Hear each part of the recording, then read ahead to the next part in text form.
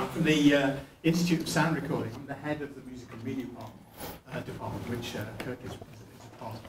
I joined Surrey something like 2 years ago.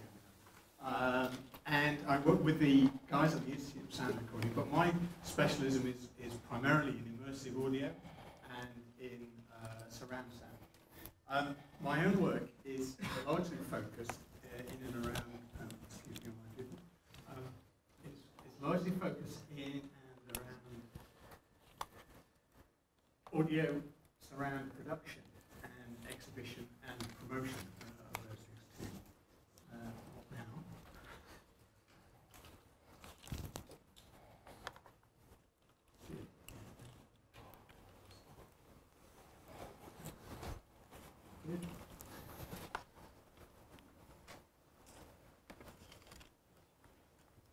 Hopefully that'll start shortly. But we have a larger group of researchers working with audio technologies in a whole variety of different areas.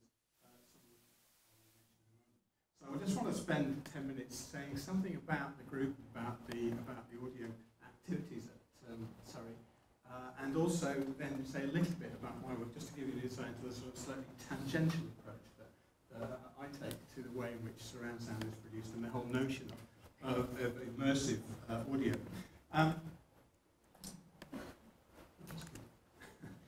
The Institute of Sound Recording is a research wing of what I'm referring to as the world-famous Tom Meister graduate course. This is a long-standing course that's been running here for something like 30 years, which trains audio engineers, and a lot of our audio engineers are eminent in the professional sphere now. I say world famous with confidence because George Massenberg, who visited us in 2009, did say that we have some of the best facilities that he's seen. In his opinion, two other facilities in the world maybe match what we have at Surrey, which I would agree with. And I listen to him because he's done some work in the industry, as you'll see, as a record producer, also a mastering engineer, and somebody involved in technology as well as being involved in audio production. A lot of our graduates go into different aspects of the industry. So we have graduates who are composers. For example, Michael Price, who writes the music for Sherlock, graduated in 1990.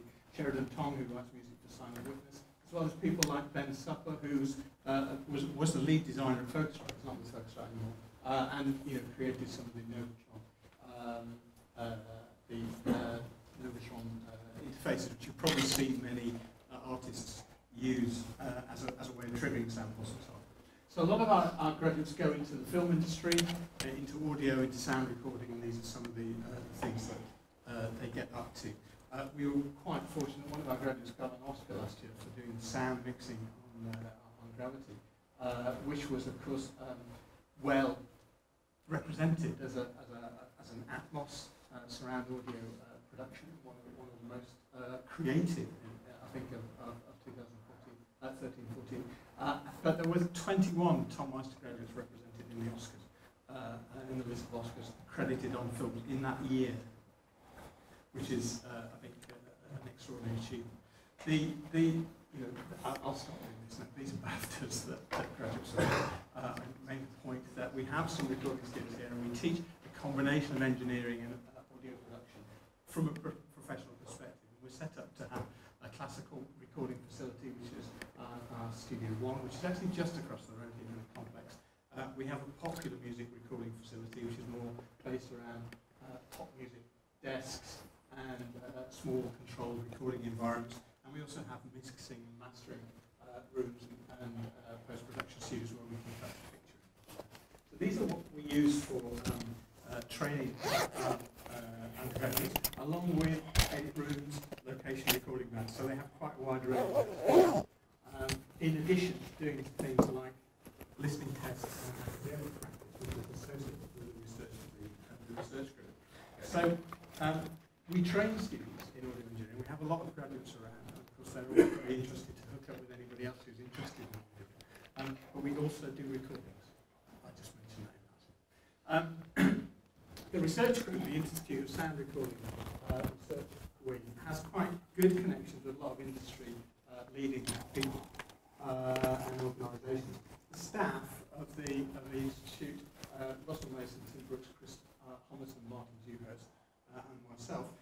different areas, but it would be fair to maybe categorise most of the work of the group as related to the perception of audio quality. They do a lot of work which is in high demand in the audio industry in determining how one might judge and value the audio quality of reproduction, largely to do with high fidelity music signals, automatically, and they've been working with Bang & Olufsen. I should say that there are a couple of projects, particularly a project called Posh and S3A that my colleague from CBS will be talking about in a moment, so I won't mention anything about those two projects. But the Institute of Sound Recording collaborates regularly with CBSSP on a number of projects going back many years. And particularly exciting one at the moment is the S3A project, which Philip will tell you about shortly. Quality measures are very important for a lot of the industry.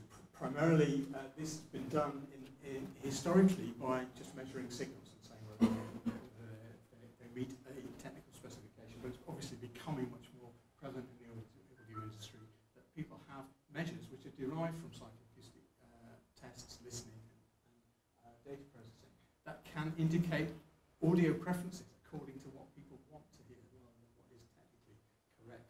And that's become a major area of research for the group. My own work is in surround technologies and surround installation, but most of it is associated with sound production and the idea that surround sound production is something that we need to take on board as something slightly different from a traditional audio route in production. Most people are probably familiar with what we would term mostly a surround sound that's rolled out in many home environments with a 5.1 system. But it's my contention and the basis of a lot of my work that if you think this is a surround technology that's going to give you an immersive audio experience, then you might as well say that this whole scene is represented by this. And this is the stage we're at with audio. There's a lot of video processing, there's a lot of concern about video and how one gets into vision. But outside of attempts like these very large systems, which is 22.2 and so on, we're dealing with a concept about audio that's not necessarily going to ever reproduce an immersive audio system. There are many systems that are set up to record surround sound. This is a system that in this case promote for 22.2.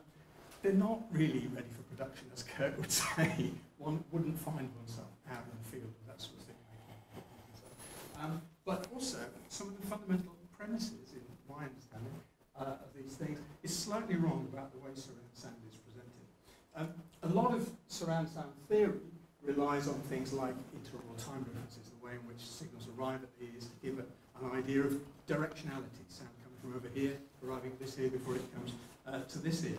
This sort of bottom-up model is very prevalent in audio work.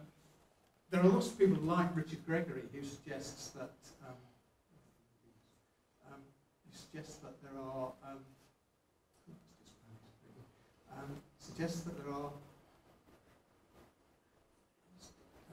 a number of factors that influence top-down understanding of perception. This is a very famous experiment of Richard Gregory's, which I think probably most of you will identify that there appears to be a face sticking out of the screen when this mask moves around. Now, I'm sure you're all aware that this is a hollow plastic mask of Charlie Chaplin. But in fact, the perception that this face comes out is so prominent that it's very hard to imagine, try this time, that the face is going in when you see it here. What Richard said is that there's a link between the eye and the nose and the cheek, which is information that we get to identify a face that says, that's a face, and faces stick out, they don't stick in, and so that's how we perceive them. So this is also true of audio work.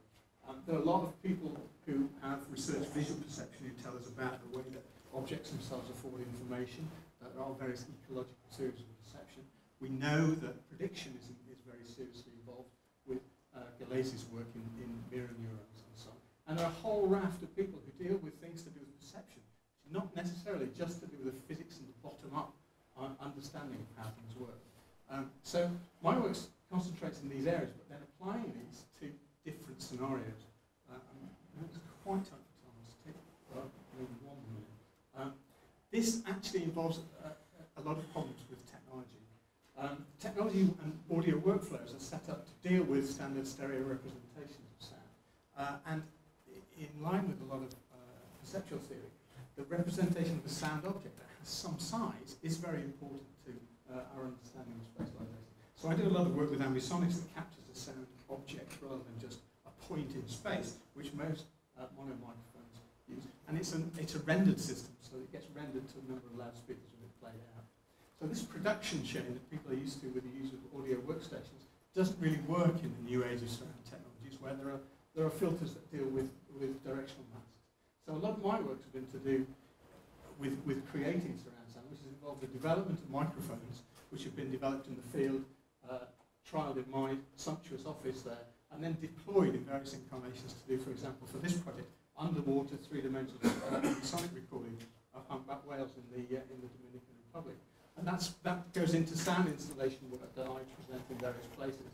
So just hurrying along here, to facilitate this work requires the development of bespoke audio technologies as well, and it requires quite a lot of experience with artists. This is a project I first realised in 2008 called Morning Light, which is a 53-channel public art installation where there are spatial sound that people can move around and navigate, which was installed in Seville with an object audio system in Vienna. I've done productions that were exhibited in MoMA. We did a project last year in Park Avenue Road Tunnel with a big surround system that people could go through.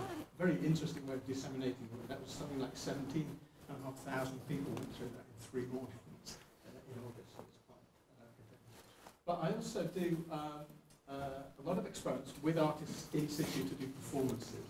And this has been a very great informer of some of the techniques that I use to generate surround sound. Because it allows people to experience surround sound, which is not something that's come through the filter of the industry. That's why I work in the art industry and in some music performance industry. These are just a couple of things that people have, nice things that people have said about my work. I didn't show the terrible ones. I'm really looking to take forward surround to the next generation and move away from some of the models that exist, which I think are probably restricting spatial perception. So I'm very happy to talk to anybody about aspects of audio, particularly about aspects of audio. And if there's anything we can do with the Institute of Sound Recording and the Tom Meister degree to support anybody's work, then please do get in touch. Thank you.